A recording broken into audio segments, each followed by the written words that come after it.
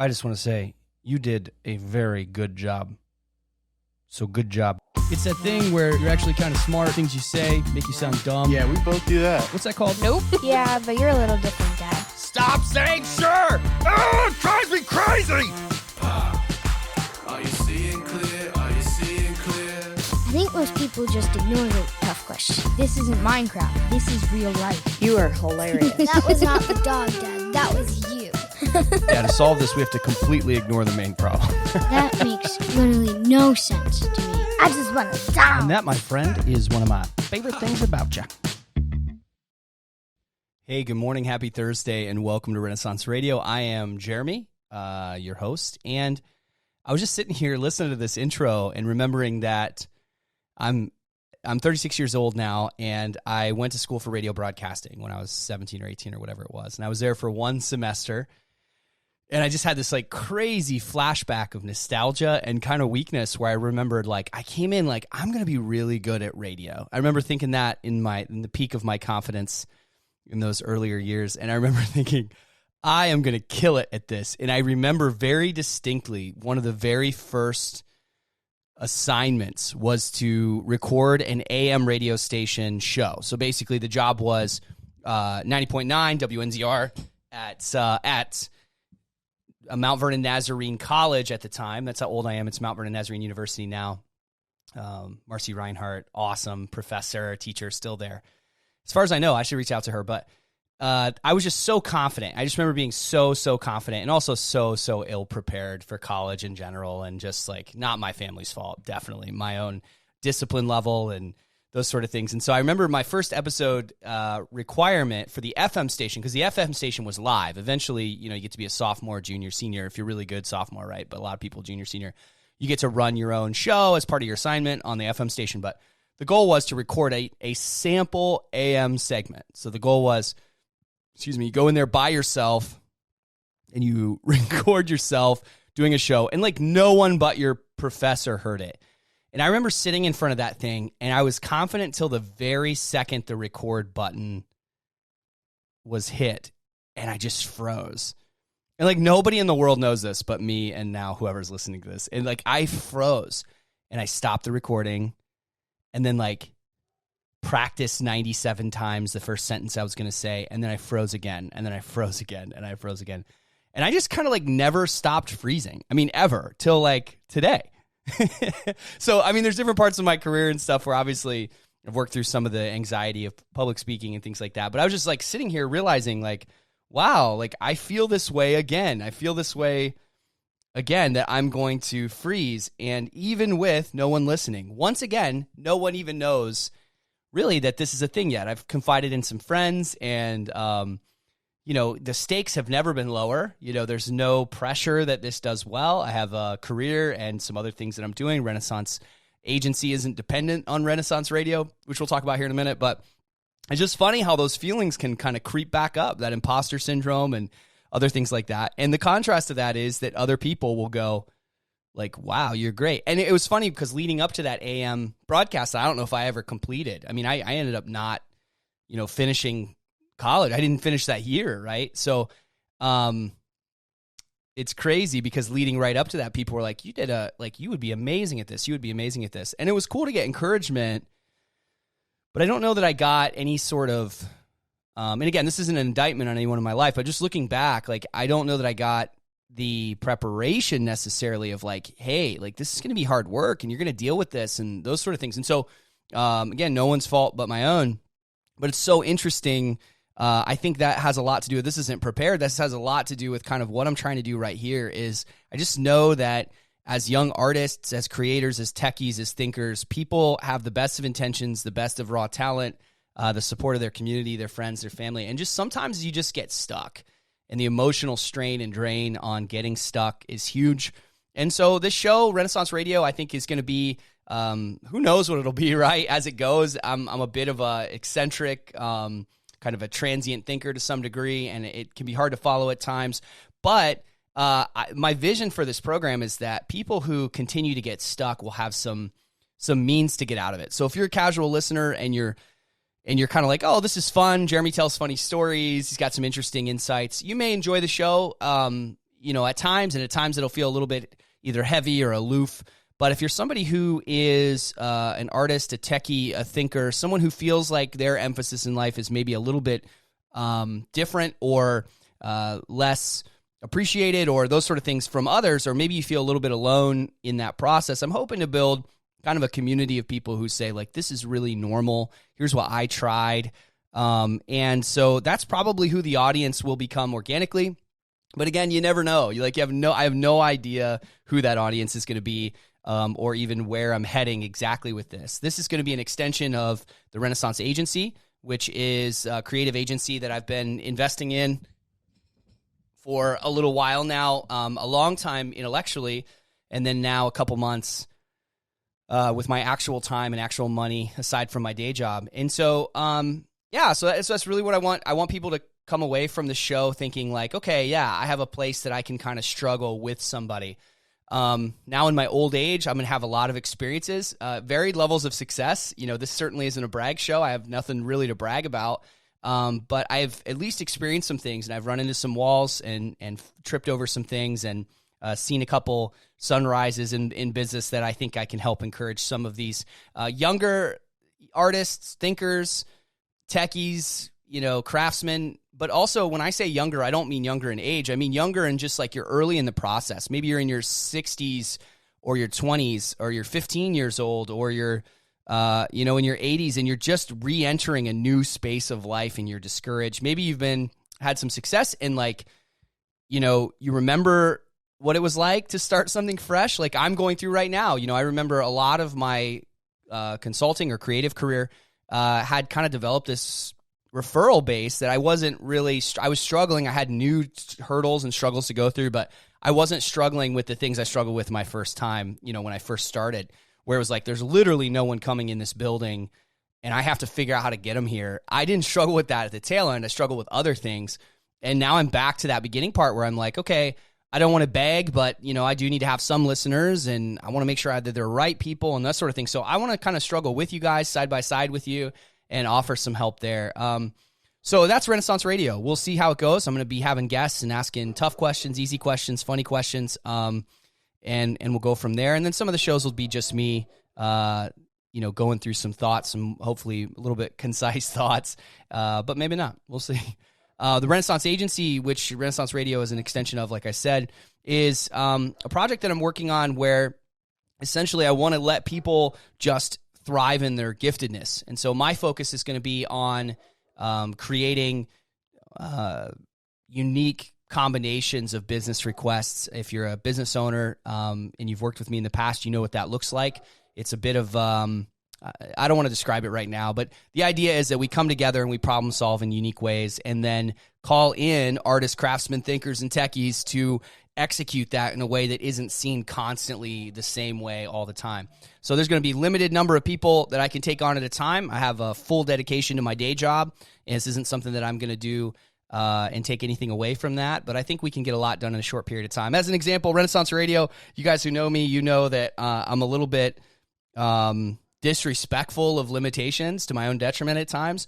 And I said, you know what, this is the right thing to do. So I started any creative work, any photos. Thank you for little family sessions and things like that. I'd kind of shut the site down. Anything that I did creatively, all the money went back into restarting this.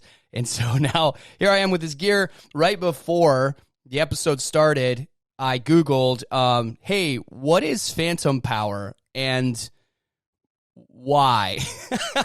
One of the most basic radio and sound things. And like the first thing that pops up is like, be careful.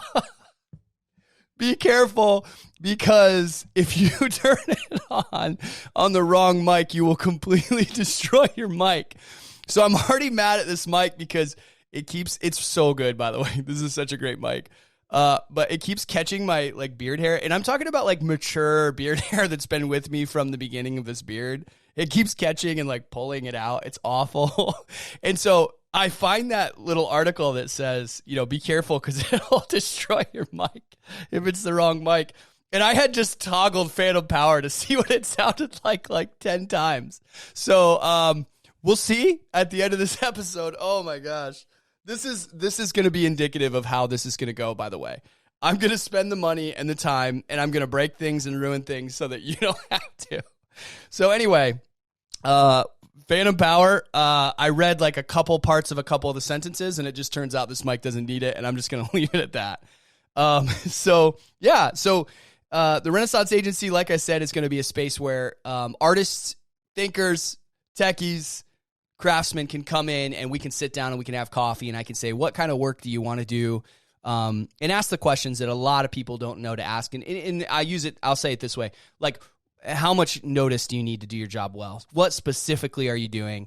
What do you need to make to do that job? What are some efficiency gains that I can bring to the table that make it so that a 2-week job is actually a 1-day job, so we can get the rates down for our clients, but your overall, income is higher per job? Those sort of things. There's so many people that I know, and you'll know who you are if you are listening, that have this unbelievable talent, but because it's a little bit sloppy right now, a little bit unclear, undefined, and the tools and resources aren't there, they couldn't possibly pull off their giftedness right now, say, on the side of their very high-level job, or maybe even their 3 part-time jobs. There's no way they could pull off their dream work because it's so inefficient, because they just haven't developed it. So I'm going to be helping some of you folks develop those things so we can squeeze it in on a Tuesday. Or, maybe if your goal is to move toward full-time, we can get you full-time within the year or whatever. And then for businesses, the idea is going to be, like I said earlier, hey, we're struggling with our employee morale, and so I can pull together my team and folks I know and some creativity to really show how much you care for them and bring that morale back up, or sales, or communication or clarity, those sort of things. So that's what we're working toward. This is just going to be the Renaissance Radio. Renaissance Radio is just going to be a picture of kind of what that development looks like, because I want to document all of this work that's going on. It's been kind of crazy. I mean, setting up links profiles and all the social network stuff and the infrastructure to get in place to get a administrative assistant to start getting that stuff rolling, and social. Man, it is a ton of work. I forgot how much work it is. It's so easy to sit around and go like, oh yeah, all you have to do is this. But holy cow, there are so many things to learn. There's so many decisions to be made. I think that's one of the things that's so challenging for startups or people that are young in their stage of their process, is like, you get decision burnout so quickly. Like, where do I put my time today? What's most important? Where's the vision? And so for me, Renaissance Radio has been a very important passion project for me.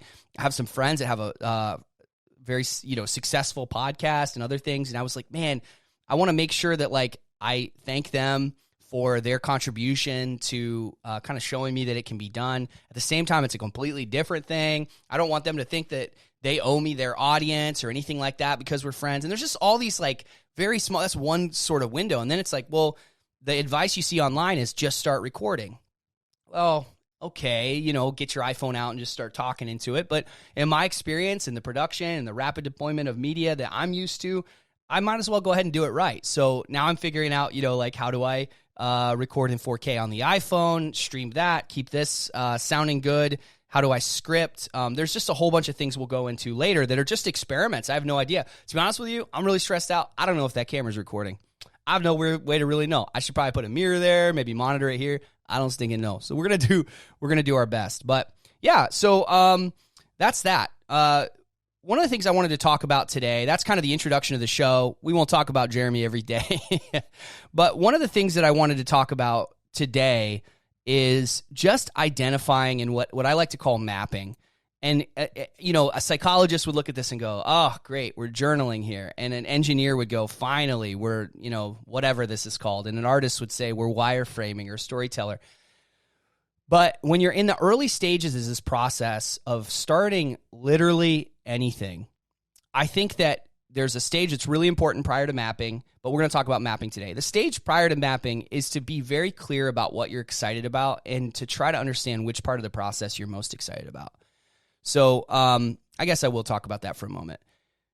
When I worked with a lot of photographers and in my own life, one of the things that I realized painfully, it was really difficult. Delivery time for, say, wedding photos as an example, it's incredibly difficult to deliver wedding photos. There's so many. There's like an art to it, obviously, but you almost forget there's an art to it because there's, when you start out, you take like 3,000 photos, right? Because you're just so scared you're going to miss something. And you can imagine the difference between doing a puzzle that's 100 pieces and doing a puzzle that is, 5,000 pieces. It's not a small difference. It's a huge, huge investment in time. Toward the end of your edit too, like you're just so sick of the photos. You get down to you're like, oh my gosh, like 4,000 reception photos. They're all generally the same. I found the 10 that I really, really like. So it's exhausting. And you're just trying to figure out how do I get through this. Now that's my experience. I've talked to people who are really, really love culling and editing photos. It's a rare breed, but they exist out there. The reason I bring that up is there's different stages to business. I'm using wedding photos as an example, but just in the wedding photo arena, I'm sure you'll see yourself in your own business or your own project or cause or whatever you're working on. When you start, there's a process of defining yourself, being clear, telling your own story. Then there's a process of telling that story, which the clarity turns into marketing basically and getting the word out. Then there's the process of getting encouragement from that marketing, that people are receiving it. Then there's a process of booking and administrating a meeting of some kind. Then there's the sales pitch. Then there's the closing during the sales pitch. So some people just love to pitch. They don't care what happens. But then some people are like, I like to close deals. That's my deal. And that's your traditional salesperson. Then there's the creation of the packages, right? There's the planning of the wedding day. There's the actual shooting of the wedding. You'll find very, very few photographers would just shoot and do nothing else. Like the shooting is usually leading up to something else they enjoy. Then you have like that event planning portion of shooting the day. Like there's the actual art. Some people like to just like stay way off in the corner. It's like, man, if they didn't even see me, that would be better. Some people love to be up front and go, okay, you do this. And it's like a fashion shoot. Then there's the process of backing everything up, cleaning them up, rating, culling, that sort of thing. Then there's editing. Then there's the delivery to the customer. And then there's the sharing to other people. And then there may be sales after the fact.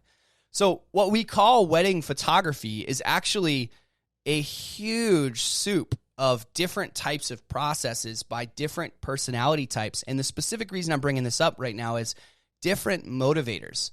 And so this is really, really important in your business that you map and understand each stage of your business. But even before that, you need to understand what moment brings you to life in that process. For me, it was the moment that the people saw my finished work. So when the bride and the groom saw my favorite photos, that look, I was staring so intently at their face. And that look, that gratitude, that understanding that all of this work led up to this moment, that was the moment. Here's the problem with that. Everything after that, I could care less, right? So I would see their face and I would get my payoff.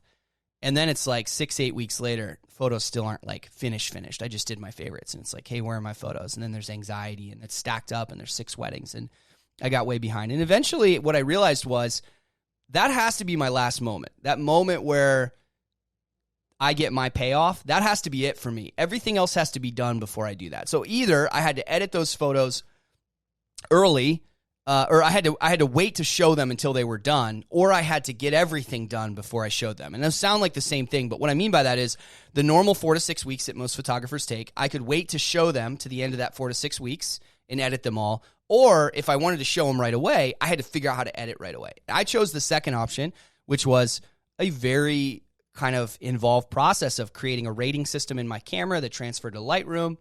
And whenever I got the photo, that moment that I went, oh, that's the one, I would mark it, I would star it. Then I'd get into my Lightroom catalog and I would sort by stars. So I would see all my favorites. I would edit those during dinner while my second shooter was taking pictures of the reception, generally just cake and details because I didn't love that, but it was important to the couple. And so I would essentially, by the way, I just got a text message from Harley. This whole thing in the Capitol building is wild. And I'm not going to make a bunch of statements about how I see it because I don't really know yet. I find that interpreting current events, it's really hard because you just don't get all the information from really anybody. But I just got to say, as a time capsule right now listening, wild, unbelievable. I really want to see people get along and have us have a year this year in any way possible that is uplifting and building and has empathy for one another. That would be so great. Okay, back to something that feels less important, but maybe more important to you, the editing of the process. So what I did was I rated those and then edit them very well, very detailed, all my favorites. I found that the best portion was around 50 photographs. After 50, even of the best shoot in the world, people would start to do this. They'd start to keep flipping through the photographs, but look around to see if there's any snacks. So 50 was kind of the right portion, kind of like sushi. Any great sushi, the portion isn't the thing that makes it great. It's the ingredients. And so I found that 50 was about that number, 25 or so for portrait sessions. And so I would do that, and then I would resort them based on timeline. And I would go through and I would synchronize the edit with everything that I had done on that main favorite photo and everything that was in that scene. So if I took a picture in the church's library or, at the breweries in the yard, I would save what I did. I would name it, that preset, after what I did. So for example, sunset warm tones, for example. I would name it that. So in the future, I could just apply sunset warm tones, and I would remember that because I'd spent a lot of time. And I would synchronize those with all the other photos, which is, I think, Command Control Shift S. Maybe that's going to be wrong, but you get the idea. And it would edit, and then I would skim through and look. And what ended up happening was, this is so crazy, because I wanted to have everything done, I made a rule for myself that I had to do what's best for the couple, but I wanted my payoff wedding night. I would take, it sounds weird, I wanted to appreciate my art process the day that the client got their delivery. How's that? Because of that, I needed to get everything done. So I figured it out. And then I was able to start uploading to the web, back up, and get everything there. And it was like, well, did you rush the process? No, I just removed the waste of that process. And then I explained that to the clients. Hey, what I'm shooting for is for these 50 photos. That's what you're paying for. And then you will get every other usable photo in a separate album called The Rest. And so, so that's what I did. But the importance of this for you possibly is you need to identify what part of the process gives you joy, which part of the process is driving you, right? Because what's going to happen is you're going to have like a horrible, horrible day, and there's some part of that process that you're continuing to work toward. This could be you're working the worst job in the world. You're doing some form of work that is not in your giftedness. You hate it, but you need it to take care of yourself or take care of your family. You're still going to have a part of that day, and it really can't be the end of the day. I mean, I guess it could be. No, it can't be. You got to find something in that process that you enjoy, even if it's making the customer laugh when they call in. You want to make a customer laugh, and you want to work through that process. You got to find that moment and put every crummy thing in front of that moment so that you can move your way toward that. And so that's really the main thing that I wanted to talk about today, was just making sure that you can think through. Well, I guess I have a little bit of time, 22 minutes. We'll try to keep it short here, but what are some ways that you can identify that process? Well, mapping, like I'd mentioned earlier, isn't a really important thing.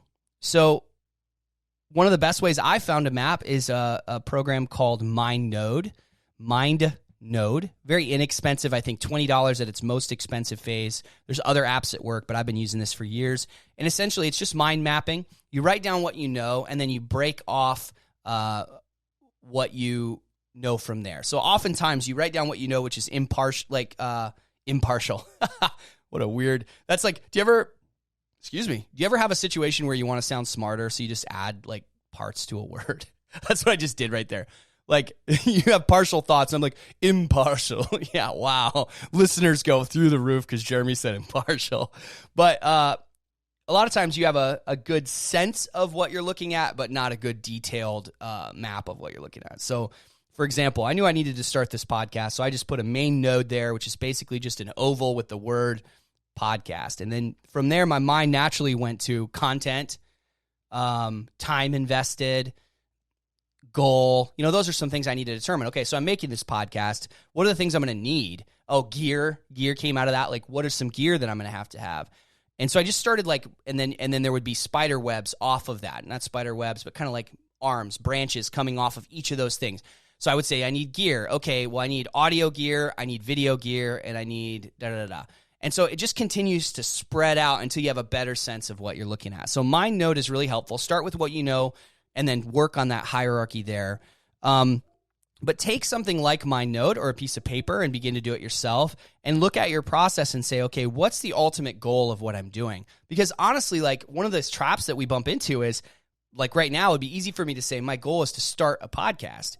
Well, now that I'm recording my first episode, like I hit my goal. I should shut it down, really. So I really had to think through, why am I doing this? What's the goal? And then on top of that, what I mentioned earlier, which is, what's the feeling I want to get? Like, what's the payoff for me? What's the payoff for my listeners, if there are any? Am I okay if there's no listeners? Am I okay if 90% of the people I talk to criticize what for me is the perfect expression of Renaissance Radio? Am I okay with that? Or is this something I'm doing as a marketing mechanism with the intention of, using it to build the business? And so those are legitimate. Like, I could totally do that. I could build this to build the business, which is partially true. I do want to have a platform where if I have a new artist, a new techie, a new thinker, a new craftsman come in, I want to be able to share them with you and say, hey, here's a reason for us to get coffee because this person does this amazing thing and I think it can help you. But really, honestly, I know that people retain things better when they write them down. So for me personally on the show, art can be a bit of a lonely process, especially art as a business, and especially being on the disc profile, kind of a C, right? Like being a detail-oriented person now that I've had to become to be any level of successful. There's so much that I do behind the scenes that has no payoff because nobody ever sees it. And you should be comfortable in your own skin. You should be confident in your relationship with the Lord, with your family, those sort of things, to not need that. But if you're doing things in the right mindset and you're not just trying to build yourself up all the time, I can't imagine a lot of bakers who don't want anyone to eat their cake. Or I can't imagine a lot of pastors who don't care if anyone listens to their sermon. Obviously it's like, if you forget about the cake, you forget about the kid that's having the birthday party and all you want to do is be famous for making cakes, that's a little different. Or all you want to do is have 1 million people listen to your sermon, or those things. Those are all things that other people decide to do. But in my case, it's like, I just want to have some sort of outlet to say, hey, I made this thing. This is the personal side. I made this thing and I'm pretty proud of it. And I really hope somebody can use it. Hopefully it's helpful to someone. But at the same time, I want to use it to promote. So that's something that I needed to determine before I started anything. And so if this was for no one, then that determines some of my behaviors. Do I get nicer gear? Do I create things? Do I record it? No, just do voice memos, right, for myself to help record it. But since I want to be respectful of the people that are listening and I want them to have a good experience, I am going to try to learn how to have less plosives on the mic, which I'm trying to control now. It'll be interesting to see how I did. If it's not great, I'll improve in the next episode. But I do want to have decent video, so I want to work toward a better camera. I have been working with the hue bulbs to try to get the light right so that it's pleasant to look at, those sort of things. And it's going to take time. It's going to be a process, and it's going to be a whole mess. You know what I mean? Like I joked, I don't even know if I'm recording. I'm pretty sure I am. But when I was DJing, that was a huge anxiety for me. DJing back I was 16 or 17, I think 16. I talked my parents into investing into A-Team Productions. We actually were called the Bomb Squad originally because evidently that phrase was okay. The bomb, like you're the bomb kind of thing. And so, and that didn't last very long because there were still yellow pages and white pages and stuff. We went with A-Team Productions, and I had to call them to convince them it was a real business because everybody was putting A in the front of their name. The yellow pages was completely full of like A Towing Company, A-Team Productions. I had to send them a business card and all these different things. It was so funny. But when I started that, I used home audio speakers. We bought the big subwoofer tower home audio, and it was the spliced cords and 2 5-disc changers. So we actually burned music on the CDs. I'm going to be real clear. I don't know where this story is going. I just want to share it with you because it's a memory right now that I'm experiencing real time that I completely forgot about. I had this 96 Chevy Blazer that was rusted out like crazy. Very grateful for it, though. Melissa and Brett sold it to me, and it was hundreds of dollars. It was like very low cost. But I was so proud of my business and, frankly, so proud of my Chevy Blazer, my 96 Chevy Blazer, red with rust. One time I was going through a big puddle because it felt kind of off-roady, and there was evidently the gas tank was rusted out, so water went up into the gas tank at Pizza Hut in Mount Vernon, 16 years old, half my life ago.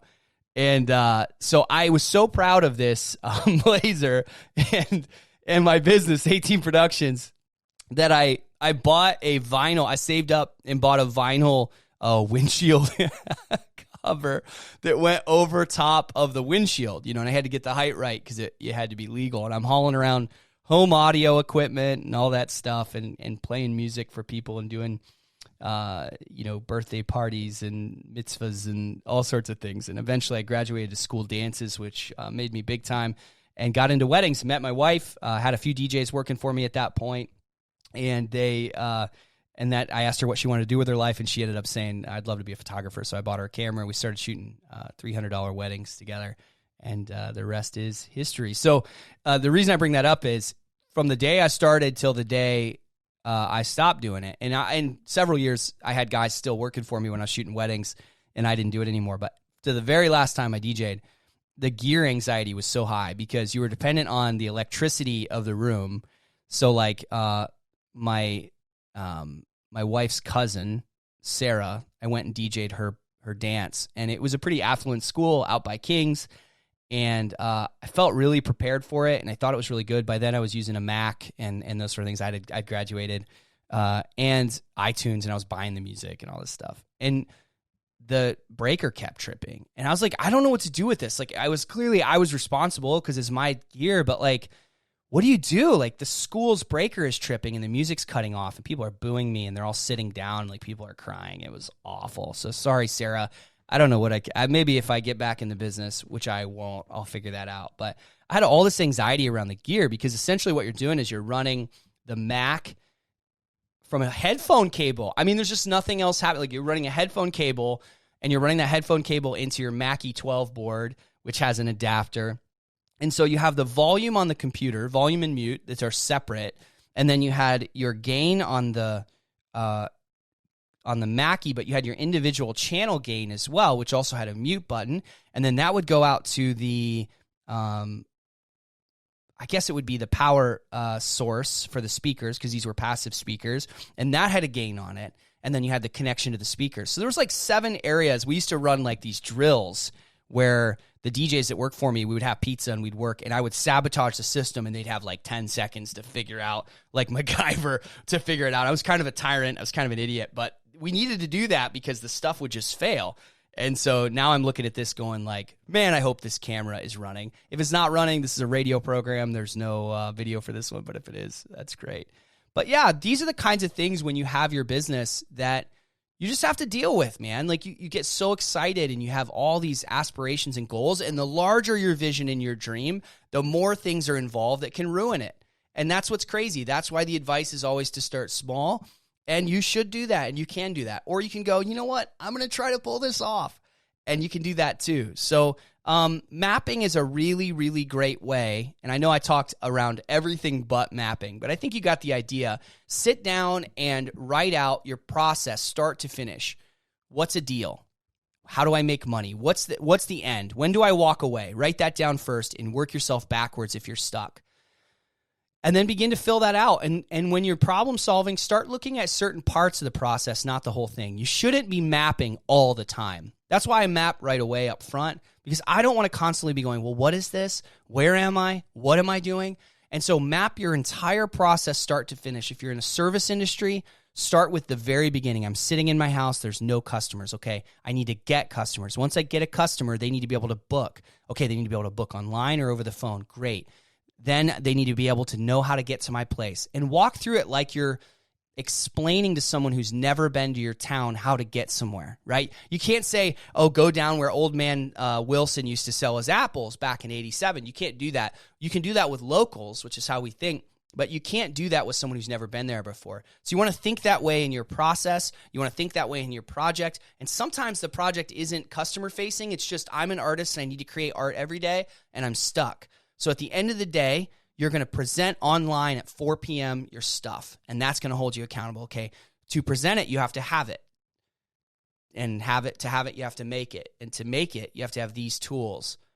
And to have these tools, you have to do this. Okay, and then you start thinking in terms of sections of your business. And so we'll use the artist as an example. And this works in the sales process too.